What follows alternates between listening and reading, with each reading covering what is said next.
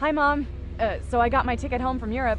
I get back on June 6th, but it's a really late flight because that was the cheapest, so it gets in at midnight. But don't worry, I'll get a shuttle from the airport so you don't have to pick me up. Like, really seriously, you don't have to. Okay, so love you. See you soon. Bye.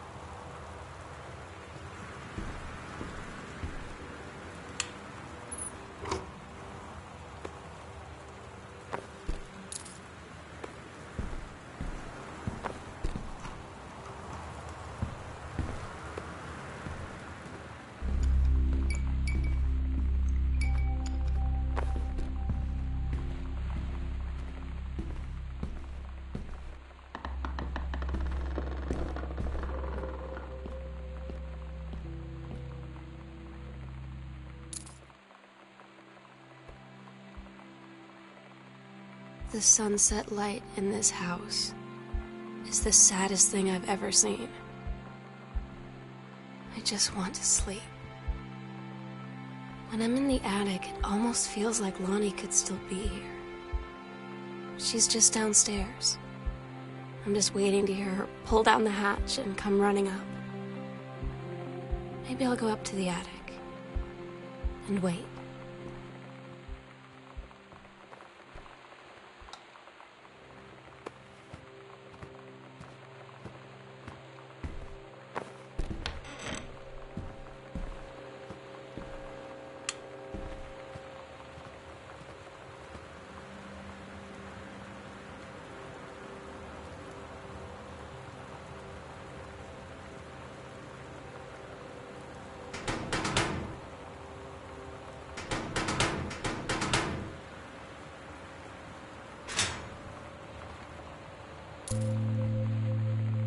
Lonnie came over today, but everything was different.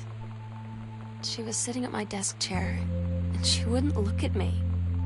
Finally, I asked her what was going on. She said she felt like she'd done something wrong that night in the city. Like I must think... But I said no, there was nothing wrong. I just wanted to say... But I couldn't find the words. I felt like I was gonna cry, but I wasn't sad. She got up and sat next to me on the bed. I looked at her. Lonnie,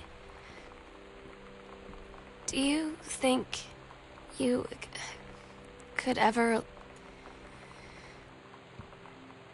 And that's when she kissed me.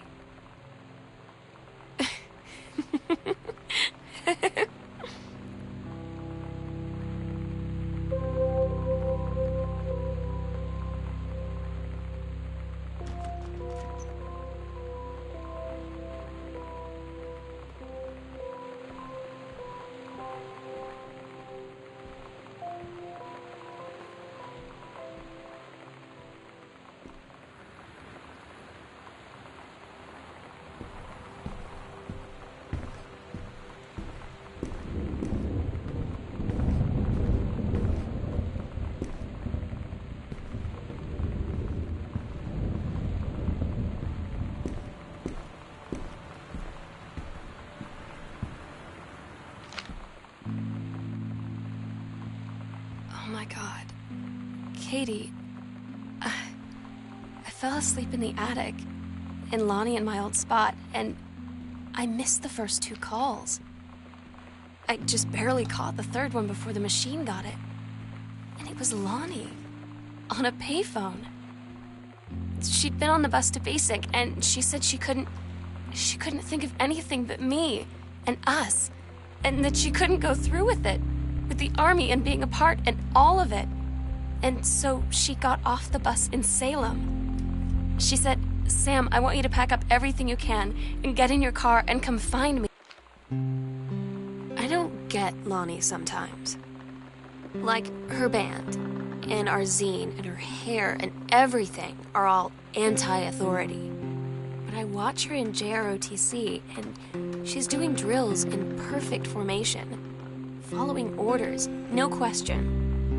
And there's all this stuff in the news about don't ask, don't tell. Like, she's going to join the Army and then have to lie about who she is. She said they don't need to know what they don't need to know. Like it was no big deal.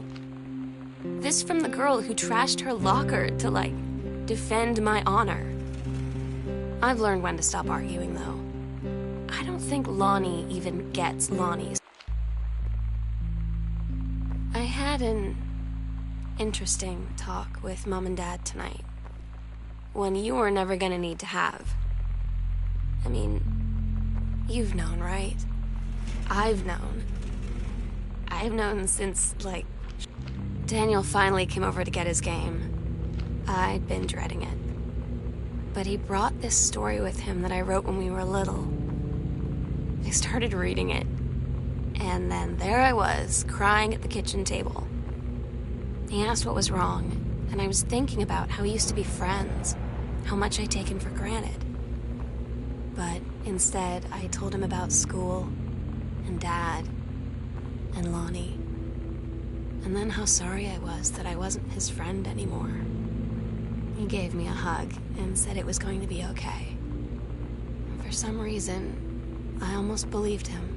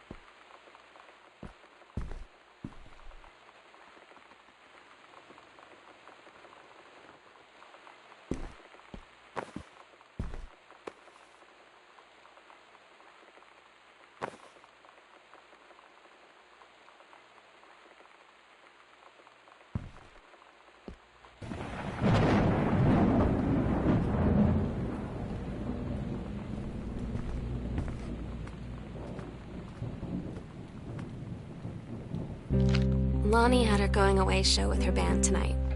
She's so incredible on stage. When she was singing, I could practically forget everything. That we only had 48 hours left. That I don't know what comes next. That I can't live without her. Then she dedicated the last song to me. And I couldn't take it. I was out on the curb in the alley, sobbing till my ribs hurt. I would follow her anywhere, Katie. But I can't. Where she's going. After a long time, she found me. She said she was sorry. She said, I wish things could be different. I just wanted to make you happy. I said, I don't think you can anymore. We agreed our last night together would be our happiest ever, and we'd forget tomorrow was going to come at all. It worked for a while. We had a good time seeing Oscar off, then ran up to the attic to look through our photos, to find one for Lonnie to take with her. And looking at them, I realized they were all in the past, and there wouldn't be any more. I didn't know what I was going to do. And I cried. And she held me. She said she knew it was hard, but life would move on. I said I didn't want my life to keep moving without her. That's when she cried too. I was so exhausted. I must have fallen asleep like that, in her arms. In the morning, I woke up, and I was finally alone. They tell you to stick with the group on field trips, Katie. There's a reason for that. Lonnie and I snuck off on this. I'm so stupid sometimes. I was telling Lonnie that I got into my college summer program thing, and I was all making plans like, you should come visit me, stay in my dorm room. But she said, Sam, I ship out on June 6th. I was like, ship out? To where? She said, to basic training. What did you think I was doing all that ROTC stuff for? I guess she's been planning to join the Army right after high school since she was like 12. And I guess she's really going to do it. So I was like, after graduation, I'm just never going to see you again? She said, let's just have fun while we can.